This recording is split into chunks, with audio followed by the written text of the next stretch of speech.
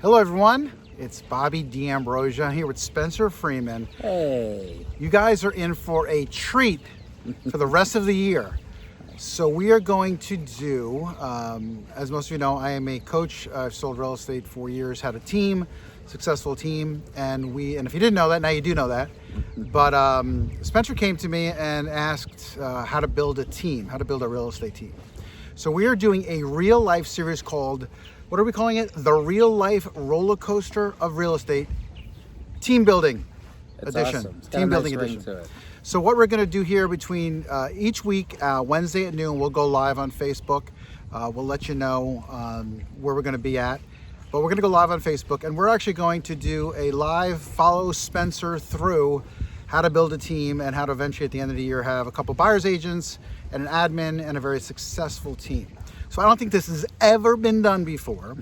So if you're interested in building a team in real estate, follow this weekly series and you can see the real life, what happens when you are attempting to build a team and then become successful at building a team. So we're going to go step by step each week of, why do you think you should start a team? When is the right time to have a team?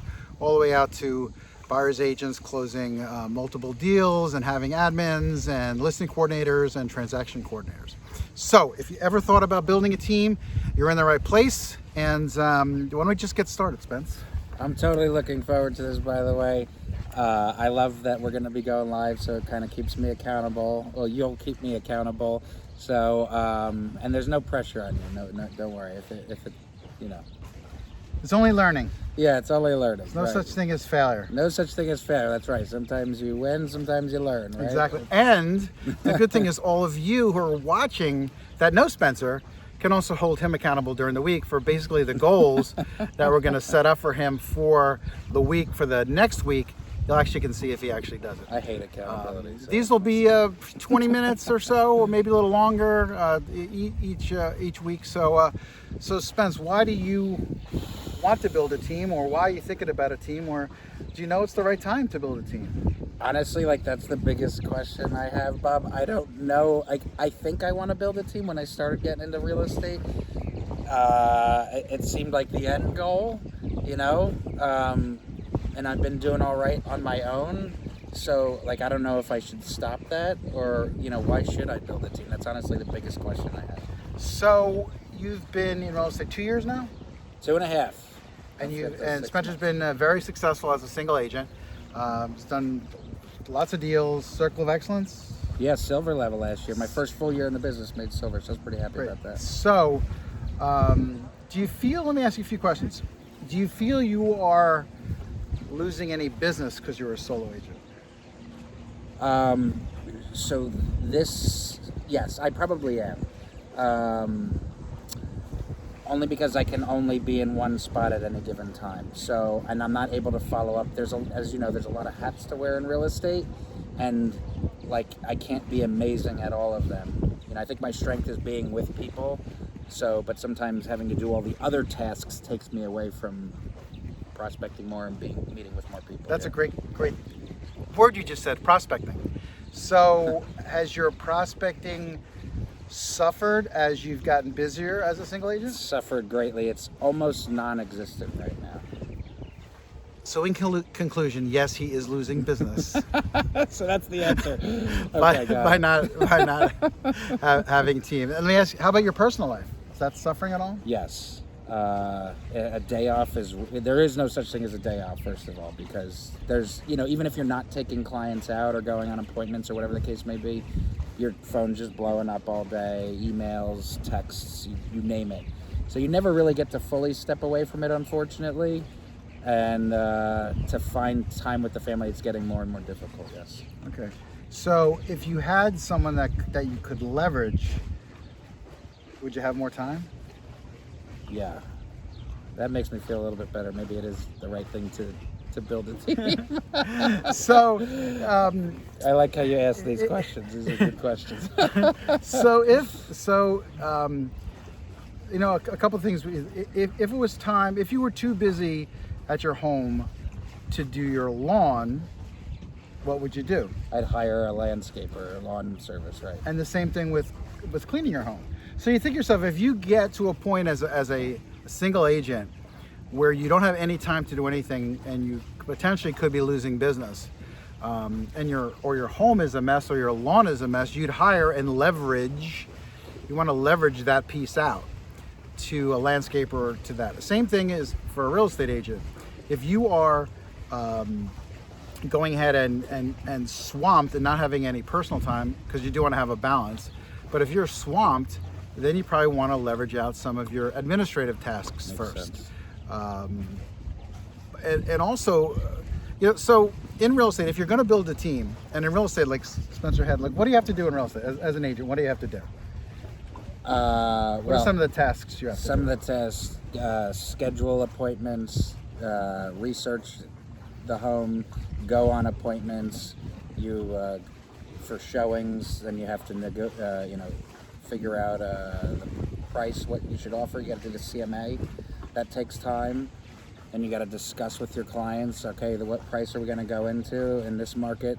There's probably 7 offers on the home already, so what's our strategy going to be? What's the best way to go about it? Are we pre-approved? Do we have the updated pre-approval? There's so many steps for every single little thing that you have to do. And now once you have a contract, what do you have to do? So once you have the contract, once you get the contract approved, you have to, once you get it signed, you're saying by your buyer? I'll say a listing agreement. So say I have a listing agreement. Now I've got to input the listing. I've got to schedule photography. I've got to stage it. I've got to research it. How are we going to write the description up? We've got to put it into the MLS. We've got to set up the open houses, find coverage for the open house. We've got to set it up in showing time. There's and it's usually the midnight to 2 a.m. the night before it's supposed to go live. That seems to be when I get it in. So, and we haven't even talked about a buyer contract. We're dealing with the attorneys. We're dealing with the inspections. We're dealing with the title companies. We're dealing with the closing. Right. So there are many, many, many hats a real estate agent has to do it to close a transaction. Most of us are not good at all the tasks. Some may be better at the paperwork, some may be better at lead generation, some may be better with face-to-face communication. I was not that good with some of the paperwork. I was good with the face-to-face, and I enjoyed the interaction between buyers and sellers. Did not enjoy the minutia stuff that comes along with it. I hate it. It actually puts me in a bad mood when I have to sit down in front of the computer and do administrative tasks. I can do it fine, but it actually puts me in a bad mood. So if you had someone to do that, would your personal life be better? Yes, it really would be. It would take just even setting up the showings, and you're on an appointment already and someone's like, I want to see these 4 houses, and I can't answer them because I'm with people. I don't want to take away from them, and as soon as I finish with them, I got to write a contract with them, but now I have to set up these other showings, and of course half the agents don't respond right away, so now you got to call them, you got to text them, you find out there's offers on it, they never updated the emails. It's just it's craziness. I do need help. So good. So Ben Kinney, he's an agent with Keller Williams, one of the top agents. He showed me a graph once, and he had all the different areas of real estate in bubbles, like an organization chart. He had, yourself, and then he had the lead person to call leads, the admin person, the buyer's agent, the showing agent, the listing specialist, all the different things that you have to do, person dealing with the attorneys. And he said, write your name in all these areas, every single one of these bubbles. And then when you build a team, what your goal is to replace your name with someone else's name to leverage that. So then you're not the one person doing everything. If you find yourself not having enough time to do anything, it may be time to start building a team. But the number one reason, if people don't start a team, as my papers go blowing this beautiful, windy Matineconk River. It's beautiful to smell the salty air, see the boats going by. But one of the number one reasons to build a team is if you can't, there's not enough time for everything. You do time block, and if you want one-on-one coaching and time blocking or anything, let me know, coachbobbyd, lifeslockerroom.com. But if you're time blocking everything and there's not enough time to do anything, it's time maybe to leverage some of that things out. You really want to get listings, you want to have leverage on that. But realtors, so let me ask you, So you're quite young, you have a family. What is your end goal? What is your retirement plan in real estate? If it is in real estate. Yeah, I guess one day I would like that. That's sort of what I was thinking. Like maybe have a team that could sort of, run itself at some point in the future. I mean, I guess if I stay on as a single agent, I don't know. Like, do you sell your book of business? How does that work? I haven't really given it much thought. I got to be honest with you. So, most real estate agents will sell and they'll continue to sell, and they constantly, if you're a single agent, and if you want to be a single agent, that's fine, but just know what you're getting into. If you eventually want to have a business, and being a real estate agent is you do have your own business, but if you wanted to have an end game or a retirement plan for that, if you do build a team and eventually build it big enough so someone is actually running your team, and you're still earning profits, you can actually retire and also retire and then live and do something else what you ever wanted, and still have your real estate business. So you're going to build something, you're going to build a business which you then will have, as opposed to when you leave real estate, you left real estate. So I don't have to show homes at 75 years old, you're saying? You don't have to show homes at 40. Oh, okay. Well, that's next year, so. Yeah, so during the course of these weeks, we're going to go through the progression of how to set up a team. But yeah, I mean, within a year, you could really don't have to show homes, unless you want to show homes. I mean, it's hot in the summer. I don't mind it so much in the winter, but man, I'm schwitzing pretty hard on these summer days, I wear shorts to most of my showing appointments now. I just don't care anymore. It's too hot otherwise. My listing appointments, I still put some slacks on, nice little shirt. But I'm doing shorts on the showings now. And soon it's probably going to be bathing suits. So I just need to get cooler. No one wants to see that. Exactly. I did not enjoy showing homes at all. I enjoyed the listings. I enjoyed the interaction. I enjoyed and that's why I coach now, and that's why I do this full time, because I enjoy helping people reach their goals. Yeah. So for listings, helping people getting to a certain place, that's really what my why is, what my purpose is. And now it's helping people like yourself. So you're thinking about having a team or not having a team. What are some of your other thoughts about, should I have a team or shouldn't I have a team? Like, how big should the team be? What should my first hire be? I guess those would be my biggest questions. Like, do I give them my leads? I want to continue to work. I do want to continue to show homes. I want to continue to go on appointments. I don't want to fully step back from it. Not right now, at least. So it's like, am I giving them my people to work with? Like, you want the team to be successful, so you want everyone to make money so that they're happy, so that they stay. But where am I getting these leads from? And how big should my team be? Who should I be giving them to? I guess there's so many questions. Lots of questions. Spencer has lots of questions. Lots of questions. So let's address those questions. But the biggest thing, one of the biggest challenges I had when starting a team and developing a team was, I'm a little OCD of the way I do things. So I didn't think that people I hired could do things as good as me, because yes. So when you hire your first hire, first of all, take your time at hiring, and next episode next week we're going to get into hiring and who you should hire and how you should hire. But you want to trust the people you hire, and you want to leverage them and trust that they're going to do it. We're going to talk about training too in later weeks, but you want to trust that they can handle it and do it. So micromanaging is not a good idea, but you want to, when they're doing the work, you want to, even though it's maybe different than the way you do it, as long as the job is getting done ethically, then it should be fine. So the biggest thing I learned from, I can't remember who told me this was, when your clients call you, when you're interacting with your clients, they don't necessarily need to hear from Spencer the answer. What they need is the answer. So as long as they're getting feedback and their questions answered on a timely manner, and you're taking care of the client, it really doesn't have to come from me or Spencer in the team. They just need to find out the answer. So I have a hard time it's getting past that. It's gonna take some time, and it's gonna take some trust. Yeah. And that's why hiring is so important. When you hire your first admin, Yeah. You really want to trust them and work with them and believe that they're doing what they're doing. Now, there's going to be things that don't happen, and it's going to all be learning, and nothing is going to, hopefully no one dies in it. As long as no one dies, and that's okay. If you're not going to remember in 5 years, Tony Robbins There'll says, be some growing pains. Don't worry about it now. Right. But as far as how big you want your team to be, that's really up to you.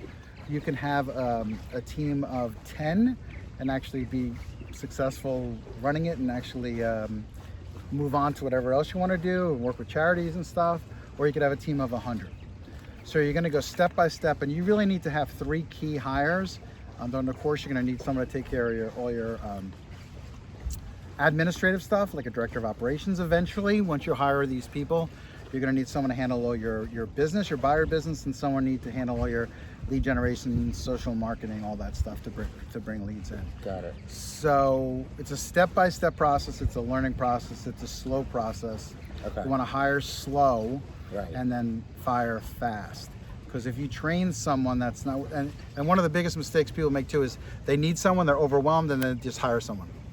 And then 2 months go by and didn't work out, and Back to back to the the drawing board. So you mentioned about size of it. Right. Where do you get all the leads to support these people? Right. That needs to be a system, whether you're going to, depending on what your lead generation platform is, whether you do face-to-face, expireds, FISBO, circle prospecting, there's scripts for that. So you're going to have leads coming in that you can actually organically generate through social media, purchase, get referrals, and then whoever you hire after the admin, your admin also, when you do hire first admin, you can also have them ask their friends and families for referrals. That's true. And then if you hire your first buyer's agent, they actually have people. They have friends and They have friends and family, so you can talk to them about doing that. Right. But you will have enough leads, and it's you just have to have the systems in place to do that. And then your first hire is also gonna want to then develop more systems to then increase your business. Your first hire should also, and as an admin, they should also be profitable too. And we can discuss that. Was there any other questions in that question? I think, that was one of my questions, like who the first hire should be. What do you mean by they should be profitable? So if you're hiring a admin and you're paying them $10 an hour, $15 an hour, during the course of the year, you're paying them $30,000, $40,000. Okay. They should be bringing in like $60,000. How? Yeah, how so? That was my face. By you being able to do more business, Right. and also by them providing referrals and generating leads as well. So you want to leverage their time. So those as best as times where I'm possible. getting those text messages, they could be fielding them. I could be just going right to the next appointment, just worrying about appointments, focusing on my strength, and then of course prospecting, which is non-existent right now. Right. I could start the morning back prospecting as opposed to handling. Yeah, because every morning you should spend prospecting, and when you're a single agent and you're quite busy, you are not prospecting as much as you should, which means you're again losing business. So even if you just had someone replacing the time that frees up you to do prospecting, you could probably make another $30,000, $40,000, $50,000. But then you're going to also have other people on your team, which an admin's going to be your first hire.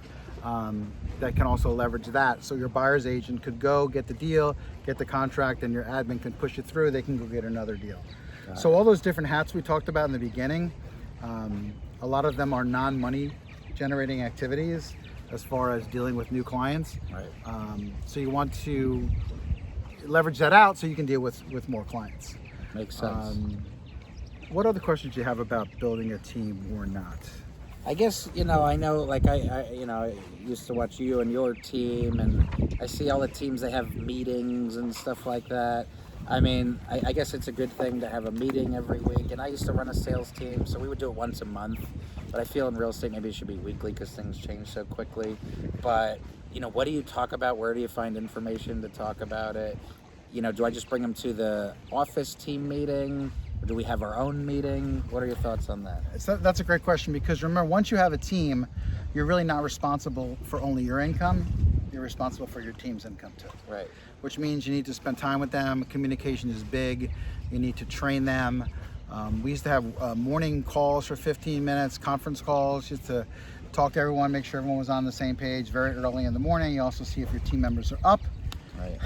And then once a week we would have a meeting, which we would go over all the notes or important topics for the team, and then we would do a personal development session, and then we would also go into a real estate training session and answer any questions people might have. But a lot of training on how to develop more business, how to develop more communication skills, things like that. So it was, you need to communicate weekly. When you first have an admin, you need to definitely communicate at least a half an hour a day, because your admin also is going to provide you with reports of what's going on with listings, buyers, where everything is in contract, so they can be up to date on that, where you could be actually talking to more people. So communication is big, and the more you have communication, people, and this is real estate, so people are going to come and go, but you really want to try to maximize the people that stay on your team, Right. the biggest people. So you need to take care of them. And when you do have a team, our goal was always to have the right steps that someone can grow in a team, Okay. so they would never have to leave the team. For instance, if you have a buyer agent that's doing really well, maybe they want to bring on a showing agent for them so they could show more homes, so they could grow their team within your team. Okay. So if you have someone you can trust, Right. and someone that's very motivated, because you can't motivate people, you have to hire motivated people. Right. But if you have someone that wants to grow a team, you can have them grow their team and your team. So you could have micro teams That's cool. along the way. So Okay. someone, once they come in and they're trained, they can help grow your team and make more money. So the goal of a team and the myth of a team is I can't make as much money Yes. if you come in as a buyer's agent. That's not necessarily true. We would always take, what do you want to make this year? What are your goals? Right. And fit them into our systems to make sure they're happy doing That is one of my biggest concerns, is like, so they're now, I'm getting a cut of everything they do. How do I, make sure it's worth their while? I feel like, it should be, like they say. Excuse me win-win. while I mix my papers around and Spencer talks, because I have a very important thing I wrote down I wanted to share with you. It should be, as they say, win-win or no deal. So I want it to be win-win for everybody. But I feel guilty almost taking anything. But what are they doing? If they didn't have you on the team, what are they doing? What's their production then? Probably, if it's a newer agent, non-existent, and they're not sure what to do. Right. Gotcha. Here's the paper I was looking for, Spencer. Oh, good. So there are some myths about teams, okay? So some of the myths are teams are only for new agents. Right. Not necessarily true. Okay. So it's for any agents, new or experienced, that are driven to succeed professionally and personally. As a single agent, and you might have been there too, if you're in a corporate environment, you have a team structure already. But as an individual agent, it's you. You go home. Yeah. Who do you talk about your day to? Right. Your wife, maybe, if you're up to. But there's no camaraderie. Right. Within a team, you have a sense of purpose. We're all like a football team. You're all going to a single goal. You're not an individual person Right. as almost an island. Gotcha. If you're part of a team as an agent, Right. you then become part of something to grow and help, and you can use your skills. That's true. So, and a lot of the time, some of these single agents are good at selling real estate, but they're not good at the administrative tasks. So you can have a seasoned agent which can do more on a team because they get so wrapped up in all the minutia of the administrative stuff, it sometimes stifles them to go get new business. So that's one of the benefits right there. You're right. Providing them with the administrative support once you have a good admin in place. Okay. Right. Another myth too is if I become an agent on a team and I come in as a buyer's agent, I'm stuck there. That necessarily is not true. If you gravitate more towards listings, Right. you can then become a listing agent. You can become a listing specialist. You can grow a listing division within Spencer's team. Agents lose their brand. That's also a myth. And it also depends on the team too. But we always like to keep the person's name in front of everyone as well, and they don't lose their brand. Circle of excellence stuff like that as well. And agents have less opportunity for growth. As we just mentioned before, you want to keep the people in as much as possible. Okay. So to grow a team or to start a team, you want to ask yourself, am I completely leveraged out? If I am, maybe I want to think about leveraging, building a team. How's my personal life? How's my professional life? Am I losing business? Yeah. And do I want to eventually have an end game where I can retire and still have this business running? But you got to do it right, and you got to take your time. What other questions do you have about building a team? I guess I need to do it because, I mean, how soon can we start? Because I am losing business. I don't have an end game in sight, and I would like some more family time. So I think Spencer has now committed, when he first didn't know about team, to a team would be good for Spencer, not good for everyone. And we're going to follow this whole series is following Spencer through to the end of the year of how he grows the team. So today we really just talked about, should I start a team? When do you think I should start a team? How big the team is? Next episode we're going to start actually of how to start building. What's your first hire? How to find the hire, and take it from there. So I'm Bobby D'Ambrosia, Coach Bobby D, lifeslockerroom.com. We're going to have all the information for you if you want personal coaching. Let me know, but follow this along. If you have questions, email us, text us. Be happy to answer them as well. But any final thoughts here on our first episode of the Real Life Rollercoaster Real Estate Team Building Edition? No, this was great. I'm looking forward to it. You asked me the right questions for me to realize. I'm like that type of person. I have to figure it out on my own. So you made me realize by asking that's good salesperson stuff right there. You know, you made me realize I probably do need a team, or at least a couple hires. And I'm looking forward to it. I guess the biggest question would be, what about a team name? How do you come up with a team name? Oh, I'll do that for you. Okay. How about Bobby's Team? Bobby's Team. Let's answer that question right now. So it could be your name. Right. But if you want to leave a legacy, yes, do you always want your name tied to that team? Right. So it could be something completely different, something that resonates with you. It could be the Sea-Doo team. The Sea-Doo team. You're looking at a Sea-Doo or the Viking runner. Boat team. There's a wave runner right behind me. But we can discuss that. But you can put down lots of different things. Okay. Our team came out of a conference we were at. Someone said something and it resonated, and we went with that. All right. So I got to think about that. Think of that. Maybe by next episode you'll have a team name. Maybe not. Maybe by the end of the year you'll have a team name. All right. Cool. Anyway, thanks for watching. As I said, we will talk to you soon. Next week we're going to talk about your first hire, how to find, how to fire, and all that. So have a wonderful rest of your day, and we'll talk to you soon. So long.